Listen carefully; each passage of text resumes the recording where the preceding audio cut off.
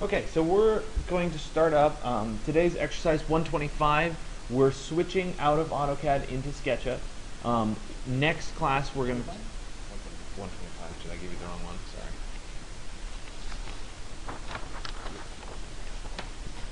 Sorry. We're switching out of AutoCAD into SketchUp, but next class we're going to talk about bringing your AutoCAD stuff into SketchUp. So it's not something to forget. The idea is that they can work hand in hand. Likewise, when you move forward, AutoCAD works really nicely with Rhino. So there's a lot of talking back and forth when we get into 3D modeling stuff.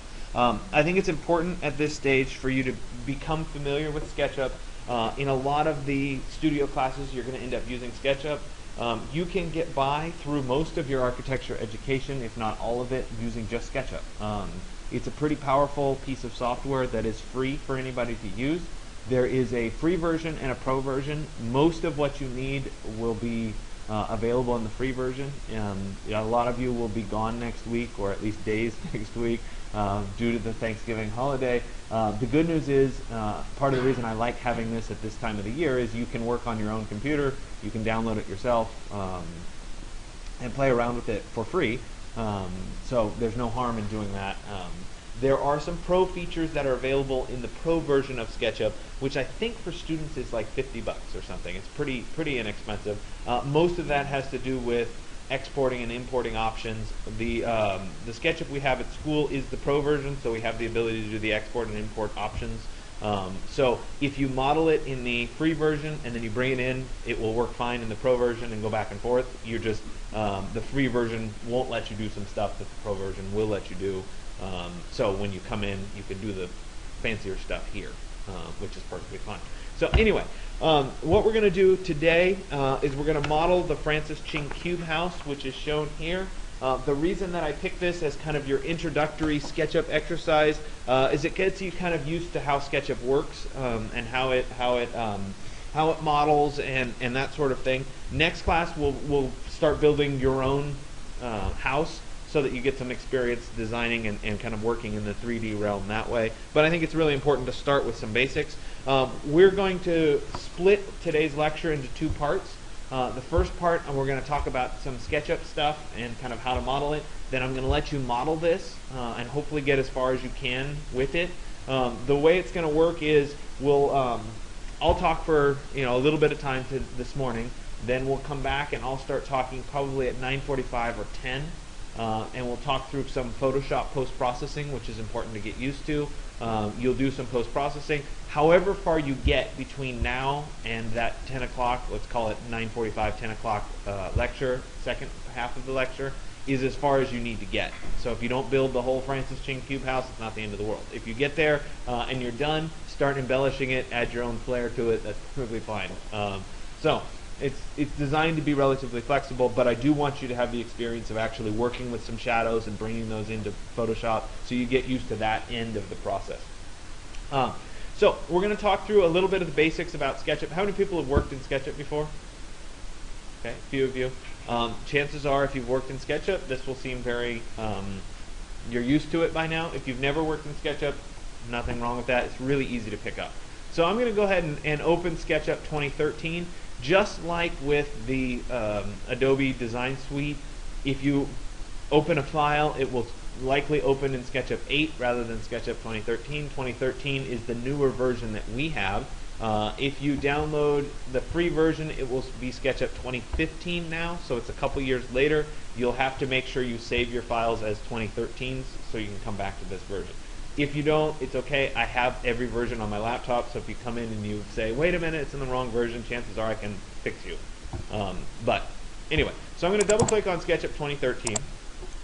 And when I get this, I get SketchUp Pro, there's the Pro part, 2013. And it's also going to say, give me a couple other things that are useful in terms of information. The first thing here is something called a template. And this lets me pick kind of what am I designing, what am I going to be drawing in. I almost always pick architectural design feet and inches from that list. And then when I'm done, I'll go ahead and click Start Using SketchUp. And I'll have the SketchUp open up.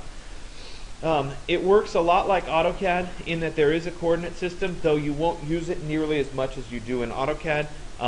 The green axis would be the Y, the red axis would be the X, and because we're working in 3D now, the Z axis would be the blue line, and so you'll get used to kind of those colors. They tend to show a little person when you first open SketchUp so that you get some sense of scale. They have, you know, this kind of stylized architect person that's going to show up. Sometimes it's a woman, sometimes it's a man, whatever. So anyway, we've opened this up, and now we're going to start actually working and kind of creating some shapes. If you don't like a particular shape, you can click on it and delete it. So I've clicked on the person, and I press the delete key on the keyboard, and he goes away. Okay. So what I'm going to do is there are a set of tools that come up here by default, and most of what we're doing can be done with these tools, though a lot of times I like to use what's called the large tool set. So I'll go to Tools, excuse me, it's View, and then Toolbars, and I'm going to check the box for large tool set. It's a personal preference, but I like to have a few more tools, and I usually stick it over on the side here, like that. Some of it's duplicated, but some of it gives me a little bit more options. So anyway, I'm going to go ahead and close that, and I'm going to start with the rectangle tool, which is right here. And one of the things that's important about SketchUp is whenever you have a closed set of lines, it will create a shape with a surface on it. So once again, it's the rectangle tool. Looks like a rectangle with a red line across it. And when I click and I drag, you can see that it starts to create a rectangle. Now I'm still holding on to my mouse button as I'm dragging, and this gives me the option of actually typing in a value. And so the module of this house is 4 feet by 4 feet, so the big blocks are 4 feet by 4 feet. So I'm going to type in, right, and you can actually see it's hard because I have to hold the mouse. In the lower right corner you can see it says dimensions, right, and it gives me an approximate dimension. If I type in a value, so let's say I do 4 feet, and then comma 4 feet, right? If I press enter, it will create a shape that is 4 feet by 4 feet for me.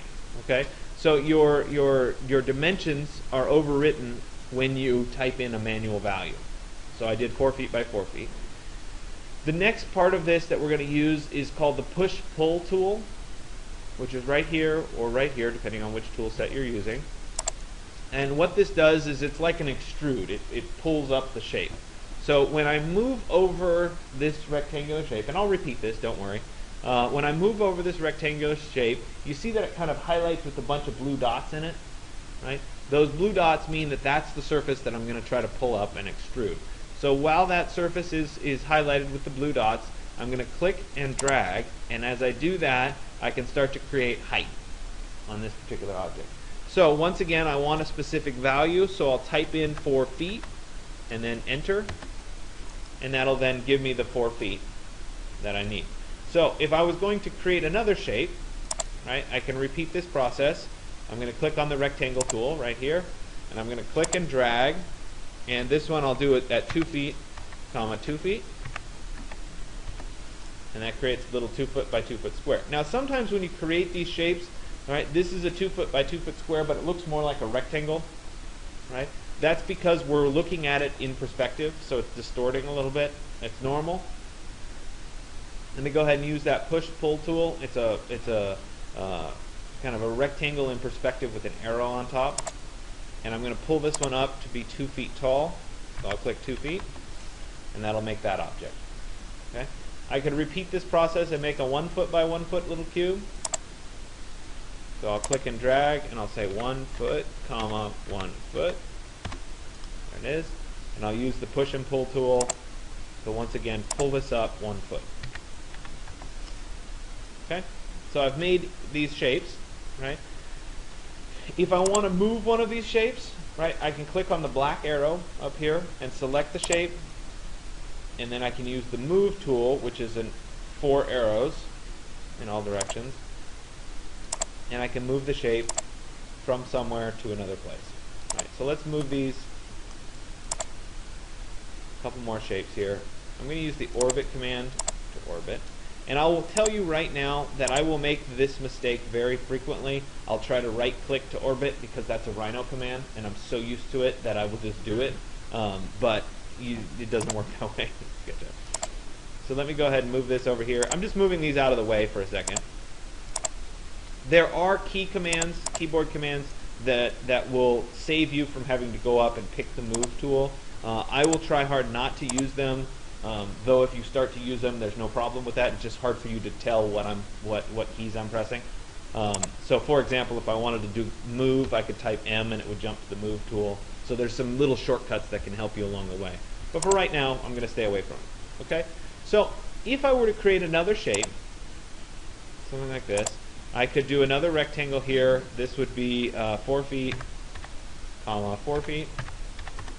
And then we can use the push-pull tool to build up the next shape. Okay, like that. And I have this. Now the problem with SketchUp is that the shapes get interconnected. So if I were to try to move this object, and I use the move command, right, it's going to stay attached to the previous object. Okay, so once two shapes connect, they tend to stay attached, and that can be a little bit challenging to work with. So instead of doing it this way, I'm just going to back up there. What I'm going to do is I'm going to take this object and I'm going to group it together first. So I'm going to select the whole thing, and then I'm going to go to Group, which is under Edit and then Group, I think. Make Group. Okay, and now if I just click on this object, it selects the whole object rather than the separate surfaces, and I can move this object around. Okay, if I create another object, we'll say 4 feet, 4 feet, and we'll pull it up by 4 feet, 4 feet, and I group this object. So I select it, edit, make group, and I then move this object to connect to this object. Okay, they're attached together right now, but I can come back and I can move them apart and they don't stick together anymore. So making the group is a really good way of isolating your objects to be able to reuse them and that sort of thing. You can always ungroup the objects, which is really convenient as well. So I'm going to start laying out the basis of this cube house. I'm going to do the front here. So I need, let me count, 1, 2, 3, 4, 5, 6, 7, 8 cubes as I do this. So I'm going to start copying and pasting, and I can go to the Edit menu, and then I can go to Copy, and I can go to the Edit menu, and I can go to Paste, and it'll create another shape. Now when I make the two shapes close together, you can see that they kind of jump to snap together. It's a lot like snapping in AutoCAD. It just shows up as a little purple dot, and there it becomes. Okay. The other option that I do have is I can use the Move command, and I can hold down, I think it's Control. Yeah, and you can see that my cursor changes from, let me get out of this. See how it's, you see how it's the 4 arrows right now? Okay. When I hold down Control, it adds a little tiny plus next to the 4 arrows. Right? That means it's going to copy as I move. So I'm going to use this shape from right there, and I'm going to copy as opposed to copy and paste. If this is too hard, just use copy and paste. Just another way of doing it. So I have 1, 2, 3, 4, 5. Oh, okay, so in this instance, my move is coming from the wrong end, so I can't snap it there. So I'm going to just drop the shape and then pick it up again from the other corner and come back.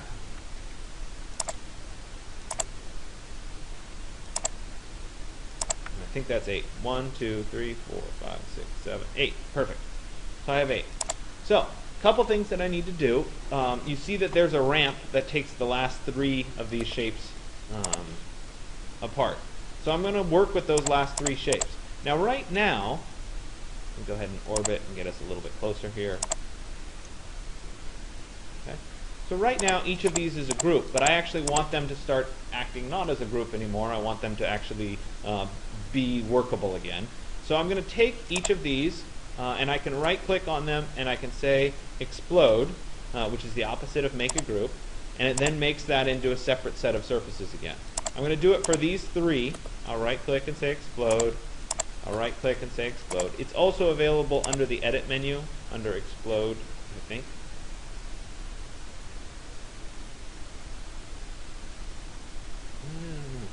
It might be there. Anyway, I'm used to right clicking.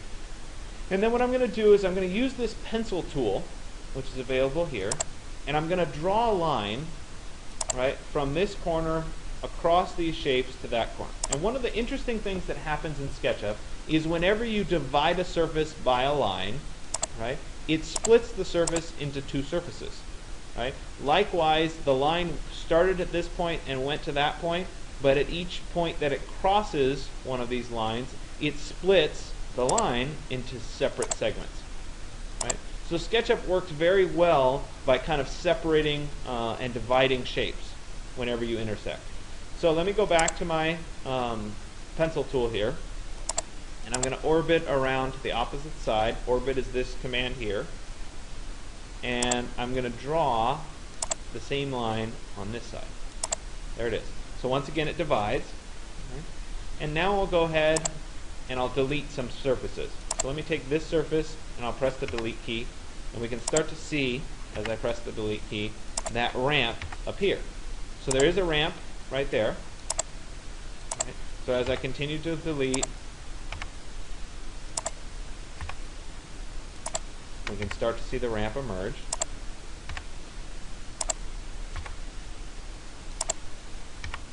Okay? So that ramp is starting to appear. Now, I don't have a line that divides this surface and this surface across there, but I'm going to need one, and it shows that there is one on the page. So I'm going to go ahead and use that line tool once again, and I'm going to draw a line from this endpoint to that endpoint, and it's now dividing up this sloping surface as well. So we'll go from that endpoint to that endpoint. I can now come in and delete this surface, and I can come in and I can delete this surface, and we can see that I now have created that part of the ramp. Now there are still a bunch of extra little lines here that ultimately need to get removed. So let me go ahead and select them, and we'll press the delete key. Oops, there was another right click to orbit, sorry. And we'll delete these as well. Okay? So I've created that first bit of the ramp, right? Let me continue. I have a little triangular piece that pops out, so let me take each of these. I held down shift to copy both of them. I'm going to click the move command, hold down control, and we'll move from here to there. And so now I end up with these two boxes. I need to slice off part of these boxes. So once again, I'll select the box, right click, and explode.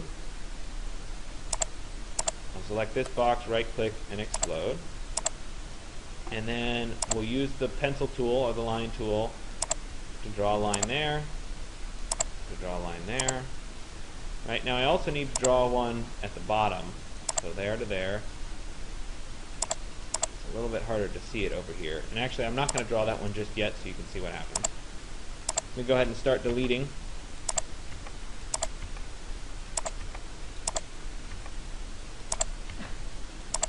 Okay, so we can see that side's being created. If I delete this side, right, we can see that because I haven't drawn the line at the bottom, right, it's actually a hollow box right now. So as soon as I draw a line at the bottom, from here to here, it will create that surface for me. Okay? So I'll go ahead and I'll delete a few more pieces here, delete and delete. Okay? And I now have that front little piece of this. So what I'm going to do is I'm going to continue in this same vein using these pieces. Now you notice that when I first created my pieces, I also created some smaller blocks. Right? This is a 2x2, this is a 1x1. I'm going to, before I get too far along, I'm going to make each of these a group as well. So let me select this, I can right click and say make group. I'll select this, right click and say make group. Oops, not component, make group. And then let's go ahead and copy one more of these. And I'm just going to kind of stick these out here, with the idea being that I can come back and get any one of these shapes as I build up the building itself. Okay? So I'm going to start with the base. It's 8 by 8, so I need a few more. So let me take these, and I'm holding down Shift to select all of them at once. There. I'll use the Move command with the Control button held down to create some copies.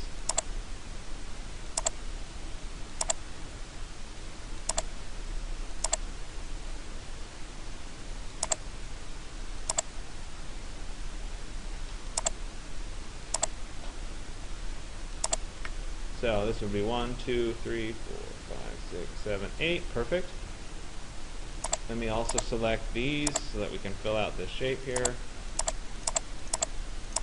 I'll use Move with the Control command, or the Control key pressed down. Still pressed down. So I've now made that base for where my building's going to go, right? And you can count very easily on this drawing how many squares there are. And then it's just a matter of continuing to build up from where I am, right? Remember that you can at any point select one of these and explode it, right? Therefore dividing it.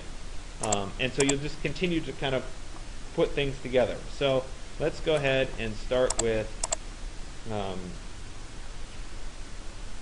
2 back. And I'm not going to make you watch me build the whole thing. Let me go ahead and make a copy of this. So I'll hold down Control. I'm going to copy this. And this is going to go right to there. I'm going to hold down Control, and I'll copy that to right there. Right? And then these need to go up. So we'll go up, up. 1, 2, 3, 4, 5. 1, 2, 3, 4, 5. Same thing. This one. 2, 5. Now there's a little lintel that goes across the top here. Rather than putting 2 together, I think the easiest thing would be to just draw a few lines. So we'll draw a line across there. That creates a nice shape for me. We'll draw a line across there.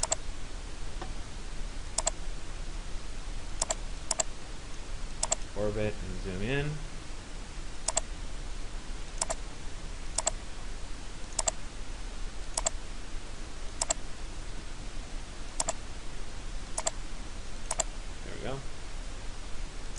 Orbit. I'm almost there on this underside.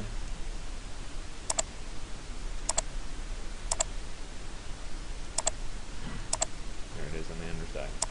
So I just draw those lines in to start to build this part up, right, which is that front entrance. Right, then I can continue and copy my pieces back. So we'll take these. I'll hold down Control. I'll copy those backwards.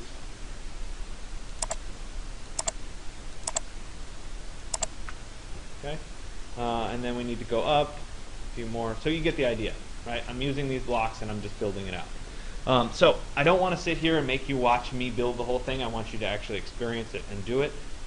We will stop at 10.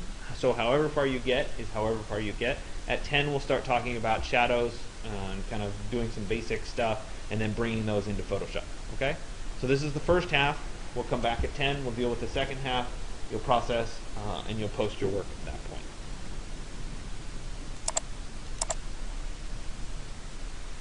Okay, so as I promised, I was going to come back and walk you through the balance of setting this up.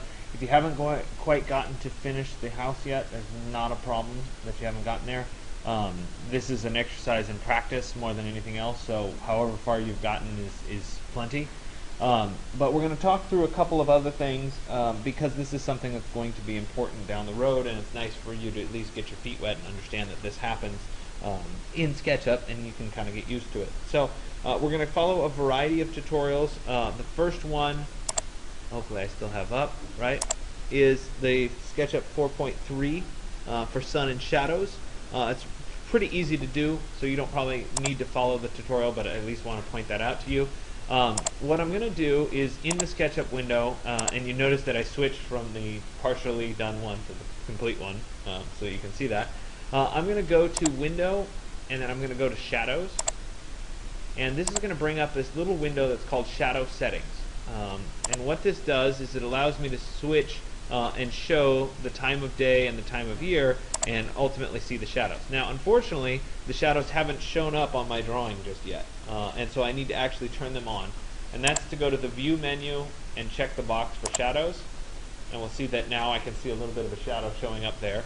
And as I drag this slider, we'll see that the shadows change, right, depending on the time of day, which is kind of a nice way of seeing and interpreting your particular drawing. Not only do I have the ability to adjust the time of day, but I also have the ability to change the time of year. So depending on the time of year, so for example, if we're in December, the sun's a lot lower in the sky, therefore the shadows as it gets, later in the day are going to be a little bit longer. If we switch our time of year to be in June, right, the shadows are going to be much shorter, right, not go outside the house nearly as much. Okay, so I have a lot of flexibility in terms of seeing where these shadows are. I'm going to pick kind of a happy medium place with a fairly good time to see some shadows. Say something like that. Let's drag those back in a little bit. There we go. So that's not a bad time of year. Okay. The next piece of this is I'm going to use a view over and over again as I'm doing this, and in order to do that, I'd like to set up a saved view. So we're going to jump over here, and we're going to go to SketchUp 4.5. I'm going slightly out of order, and that is to look at the scenes menu so that we can save the particular scene. And I'll use the orbit command to adjust my view such that I like whatever it is. Generally, we're going to want to be down at perspective level looking at this, but for right now, so that you can see the shadows a little bit better, I'm going to look at a bird's eye perspective of this. And I'm going to go to the window, scenes window, and it will bring up yet another little scene. And the nice thing about the scenes here is that I can save a particular view. I can save this so that I can go back to it, I can make some changes to it. It's very easy to do. All I'm going to do is click on this little plus sign, and we'll call this, it's going to let me rename it, rename scene, here for a second, I don't know, we'll call this shadow render 1. Okay, so I now have that. Helps if I render. There it is, shadow render 1. And the advantage here is that I can move, and then I can double click on shadow render 1, and it'll always take me back to that particular view, which is the big advantage. I can zoom in, I can zoom out, and when I double click, it'll again take me right back to that particular view. Okay, so I have that view set up. I was cutting off a little bit of the bottom here, so let me update that. I can say update scene, update, and it'll just update it to the current settings. So there it is. I have my shadow set up, and I'm going to do a variety of outputs now that we're going to use in Photoshop in a little bit. So I'm going to jump back to SketchUp 4.4, Styles for Photoshop, and there's a variety of styles that I'm going to work with. Okay. So the first thing that I'm going to do is I'm going to look at my Styles window, and I'm going to select Hidden Line from the default styles list. So I'm going to go to my window and then Styles. If I can find it, there it is. There's my Styles window. And from the default styles, I'm going to pick Hidden Line. And when I pick Hidden Line, everything gets a little bit more sharp. There's not the little nubs at the ends of the line. It's kind of basic line drawing. I'm going to jump back to this. I'm going to turn off my shadows temporarily. So I'm going to go to View, Uncheck Shadows, so that I have just the line drawing. And I'm also going to turn off these axes because I really don't want them either. So I'll go to View and I'll uncheck axes. And so what I have is just the basic line drawing, and that's what I want to start with. So from here, I'll go up to the File menu, and I'm going to go to Export and then 2D Graphic. And I will save this as _lines. You can tell that I've already gone through and done this. It's going to be a JPEG, but I like to click on this Options button so that I have some flexibility. So I can check to use the view size, or I can uncheck this and put in any size that I want. For right now, the view size is fine. Down the road, when you're doing higher quality output, a lot of times you'll want to up this size, maybe 6,000 pixels wide, so you can blow it up and make it really nice and big. But for now, the view size is just fine, and I'll go ahead and say OK. And I'll say export, and that will then create a JPEG for me of this particular view. Okay. The next thing that I'll do is I'll jump back to my 4.4, and I'm going to go to, we did that, I'm going to go to the Styles window and click on the Display Hidden Line Mode button, and then click on the X-ray button. Okay. So we're on the hidden line here. I'm going to click on Edit, and I just forget where this is. Under Face here, I'll click on X-ray, which will give me a little bit of background information here. I'm also going to turn off the axes. So I have this X-ray view, and I'll go ahead and go to File, Export, 2D Graphic, and I'll add underscore X-ray, and I'll click Export. Now the options stay exactly the same because I haven't changed anything, so we'll export again. We'll jump back. Okay, we did the export X-ray. Now we're going to turn off the edges and profiles, turn on the guides, though I don't have any guides on this, so I'm going to skip that step. We're going to go to the 2D graphic. Now we're going to turn on the shadows and turn off the guides.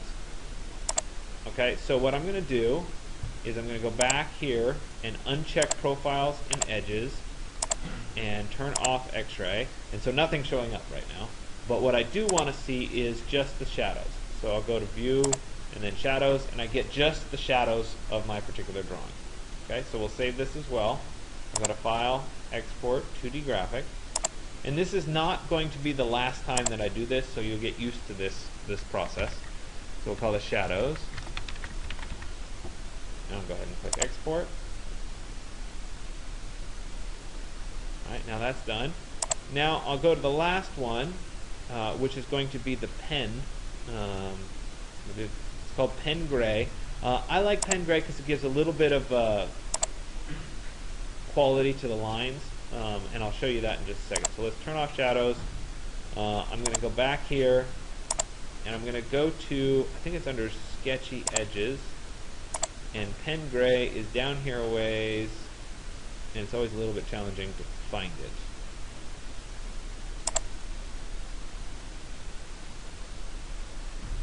And black, Pen Gray, there it is. Okay. Could you pick a different one? Absolutely. And you can actually play around with which one looks right to you. Pen Gray, I don't know, for whatever reason, I've always kind of liked it. I think the output turns out pretty well. So I have Pen Gray, and I'm going to go ahead and go to File, Export, 2D Graphic. Notice I did turn off the shadows again, so it's again just the lines. And we'll call this Pen. I'll go ahead and click Export. Okay, so I have all of those saved on my flash drive. If I were to look at my flash drive, 1 second. Right, we can see them all here. Let me show previews.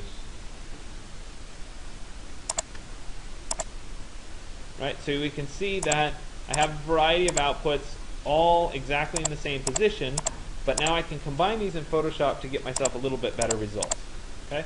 So I'm going to open Photoshop, which I already have open, and I'm going to go to File and then Open, and I'll open the very first one that I exported, which was just the basic lines. So let me go to my flash drive, 135, and just the basic lines, and I'll go ahead and say Open. And so we'll see the output, and we'll see that particular piece of the building. Okay. Next thing that I'm going to do is I'll go up to the File menu, and I'll choose Place. And I'm going to pick the second one. And so we'll do the X-ray. Click Place. There we go. I have to confirm that I do like it. I'll go ahead and say OK. I'll go to File, Place, and I'm going to bring in each one of these. So we'll bring in the shadows. Okay. And the last one we'll bring in is the pen. Say Place. Oops, that was the wrong one. Sorry.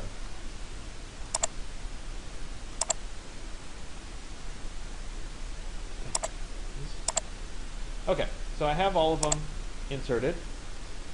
Now, right now, each one is on top of the other. And so what I want to do is I want to have these upper ones be transparent. And so you guys remember way back in Photoshop we did blending modes, right? I'm going to change the blending modes of these layers. So the first one is this X-ray. I'm going to change the blending mode to multiply, and we can now see through, right, a little bit of the X-ray. Let me go ahead and go to the shadows. I'll turn it on, change the blending mode to multiply, and we're now going to see the shadows through. I'll get to the last one here, turn it on, and we'll go to multiply again, and we'll go through. So it's gotten a little bit darker. So compared to the original output, which is here, right, we've enhanced it quite a bit. Now, the X-ray view is a little bit too strong, I think. So I'm going to go to the X-ray, and I'm going to change the opacity down. We have just a hint of what's happening behind. Something like that. I don't even know if on the projector you guys can even see it. There, I'll leave it like that, even though it looks worse on my end. It looks a little bit on the projector. You see just a little bit of the background lines there. Okay? So, I now have this established fairly well, but I'm going to use a few of the other techniques that we've had from before. Namely, I'm going to use the dodge and burn to adjust the shadows.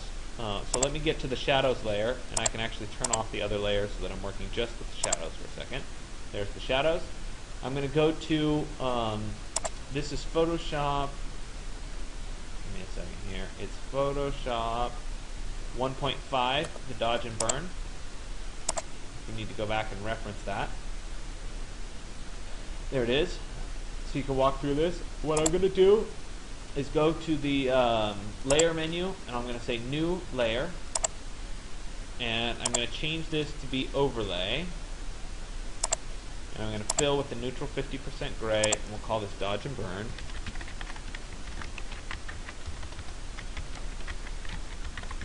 Dodge and burn shadows.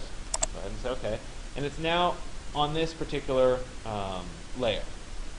I can use the dodge and the burn tool.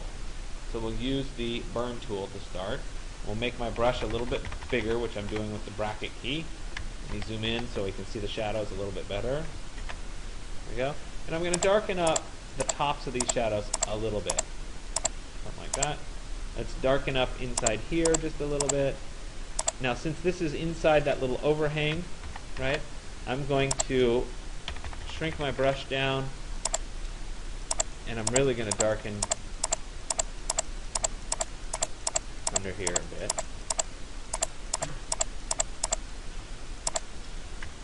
Add a little bit. Right, I'm going to lighten the ends of these. Oops, that was a mistake.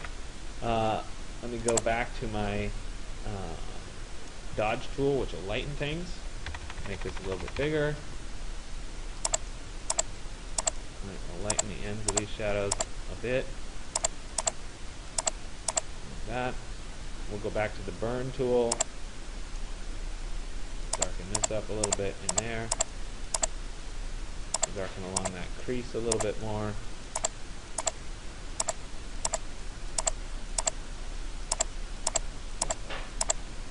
Something like that. Okay. So I work through this, and I work through the little bit of dodging and burning. And now if I were to turn on the background, we can see that I've enhanced those shadows slightly. Okay, and it's to eye, it's what looks appropriate. Now the problem is, I've also darkened up the lines. And so if I turn off this background, or excuse me, if I turn off the shadows layer, but I leave the dodge and burn on, you can see, right, that it's darkened up some of the lines, right? And I don't want that to happen. So I'm going to look at this dodge and burn layer, and I want it to apply only to the shadows. And so I'm going to use a keyboard shortcut to do it. I've never been able to find where this is in the menu structure. It's Ctrl Alt G. And you'll see that the layer here gets a little tiny arrow next to it, and that means it's applying only to the layer below. So if I turn this on, turn it off, excuse me, if I turn this on and turn it off, we're not going to see any change in the lines themselves. All right? So that's there. Let me turn on the X-ray view a little bit. Let me turn on the pen, right? And we end up with a pretty nice looking drawing. If the shadows aren't quite right, we can continue to adjust them, lighten or darken. The other thing we can do if we want the pens to stand out a little bit more, I can duplicate the pen layer. right? And it'll make everything just a little bit darker, stand out a little bit more. So once I have this done, right, as it is right now, I'll go to File, Save for Web. There it is. I'm going to make sure it's a JPEG, JPEG high. I'll go ahead and click Save, and we'll call this Final. And I'll click Save, and it will then save this image for posting to the website. Okay, so this is just a little bit of post-processing in Photoshop to enhance how this looks versus just the basic SketchUp outputs. We will cover this more and more as we go along. I just want you to at least be exposed to it now. So what I'd like you to do with the remaining half hour, no matter where you are in your cube house, turn on the shadows, make these exports, bring it into Photoshop, do a little bit of Photoshop work to combine them together, and then post this image. Okay? Next class, make sure you bring your AutoCAD file from your assignment 105. We're going to work with that file and SketchUp to start building your cabin. Okay? That'll be on Wednesday.